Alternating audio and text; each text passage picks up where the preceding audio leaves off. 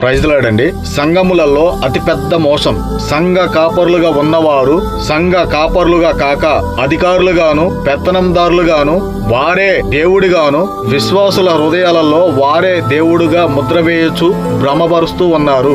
సేవకులను ఏదైనా అంటేనో సేవకులకు ఎదురు తిరిగితే కోరాహు అభిరాములలాగా భూమి నెరవిరిగి చనిపోయినట్లు మీరు కూడా చస్తారు అని విశ్వాసులను భయపెడుతూ ఉంటారు. అపోస్తులుడైన పౌలు గారు తను వాక్యం బోధించేటప్పుడు బెరేయ సంఘస్థులు వాక్యం అలా ఉందో లేదో అప్పటికప్పుడు పరిశోధించి చూసుకున్నారు. ఎందుకంటే అలా లేకపోతే వెంటనే పౌలు మీద పడి కొట్టడానికి సిద్ధంగా ఉన్నారు. బెరేయ సంఘస్థులు ఎందుకు వాక్యం ఆ విధంగా లేకపోతే వీడు క్రీస్తు విరోధి అని అర్థం. సంఘములలో లేని వారి గూర్చి తీర్పు తీర్చనక్కర్లేదు గాని సంఘములలో ఉన్న సేవకుడైన విశ్వాసి అయినా తప్పు చేస్తే ఖండించాలి, బుద్ధి చెప్పాలి, సరి చేయాలి.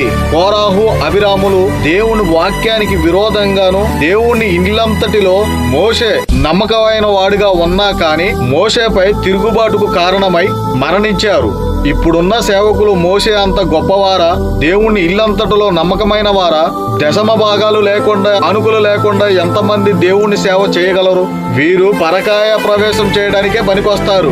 మోషే గురించి చెప్పేటప్పుడు మోషేలాగాను, దావీదు గురించి చెప్పేటప్పుడు దావీదులాగాను, యోసేపు గురించి చెప్పేటప్పుడు వీరు యోసేపులాగాను, బోధించేటప్పుడు మాత్రమే యోసేపులాగా జీవిస్తూ ఉంటారు. వీరు వారిలాగా చెప్పుకొని బ్రతికేస్తారే తప్ప నిజ జీవితంలో వారి క్రియలు మాత్రం చాలా ఘోరాతి ఘోరం. అలా చెప్పకపోతే వీరికి తిండి ఎక్కడి నుంచి వస్తుంది? పని చేత కాదు, సోమరులు, దశంభాగాలు కావాలి, కానుకలు కావాలి. ఇవి లేకపోతే పొట్ట ఎల్లదు. సైకిల్ మీద వస్తాడు, తర్వాత కారు, తర్వాత బంగ్లాలు. విశ్వాసులు మాత్రం పూరి గుడిసెలలోను, సేవకులుగా పిలువబడుతున్న వారు మాత్రం బంగ్లాలలోను. అపోస్తులు పౌలు గారు ఎక్కడ బంగ్లాలు కట్టినట్లు గాని ఎక్కడ పోగేసుకున్నట్లు గాని లేదు. వీరు పౌలు గారు లెక్క ఫీల్ అయి చెప్తూ ఉంటారు. దయచేసి విశ్వాసులైన మనం కళ్ళు తెరవకపోతే దేవుని సంఘంగా పిలువబడుతున్న మనం నష్టపోతాము, భ్రమలో బ్రతికేస్తాము. ఆమేన్.